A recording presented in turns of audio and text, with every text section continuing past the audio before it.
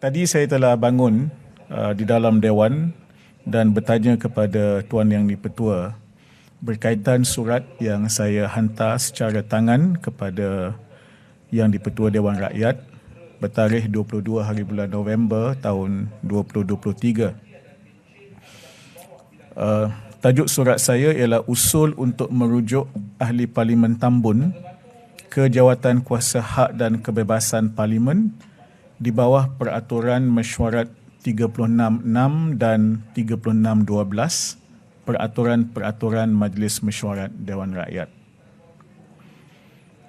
Saya membawa usul supaya bahawa Dewan ini membuat ketetapan untuk merujuk Ahli Parlimen Tambun kepada Jawatan Kuasa Hak dan Kebebasan kerana beliau telah mengeluarkan kenyataan yang mengelirukan Dewan dan adalah disifatkan menghina majlis di dalam ucapan beliau dalam persidangan Dewan Rakyat pada 21 November 2023 seperti mana yang dilaporkan dalam handset.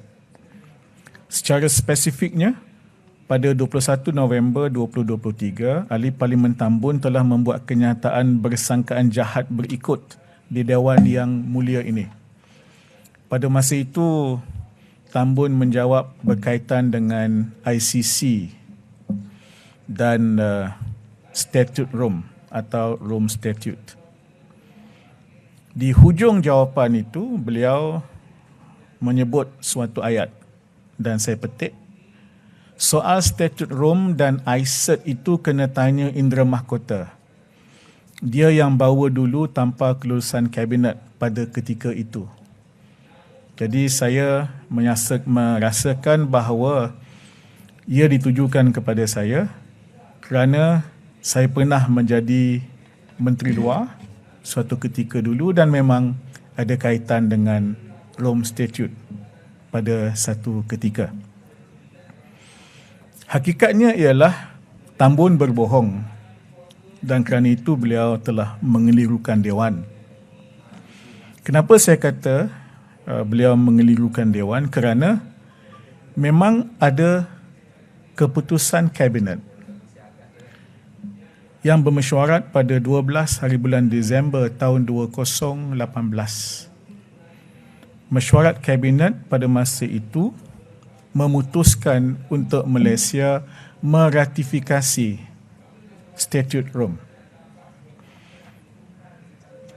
Kabinet ada kertas kabinet yang saya sign sebagai Menteri Luar, ya, dan keputusan dibuat dalam mesyuarat kabinet.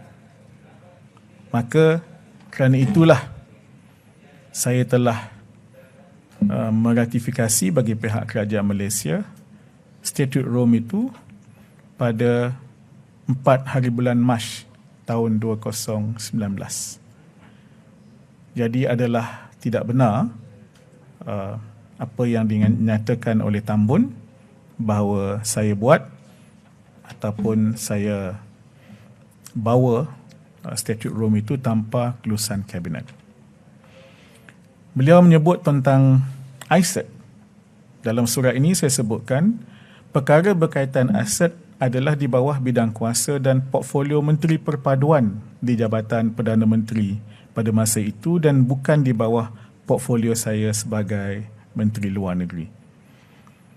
Jadi kedua-dua kenyataan beliau tentang Rome Statute dan ICET itu pada saya adalah mengelirukan Dewan dan kenyataan-kenyataan itu bersifat sangkaan jahat dan suatu bentuk pembohongan. Maka kerana itulah saya telah menulis supaya beliau dirujuk ke Jawatan Kuasa Hak dan Kebebasan Parlimen. Ketika menjawab persoalan saya tadi, Tuan Yang di-Pertua menyatakan bahawa beliau telah mengutus surat kepada Tambun dan beliau menunggu balasan daripada Tambun dan selepas itu sebagai Yang di-Pertua beliau akan membuat keputusan. Jadi itu saja yang saya nak sebutkan. Satu lagi siri pembohongan oleh Tambun di dalam Dewan Rakyat.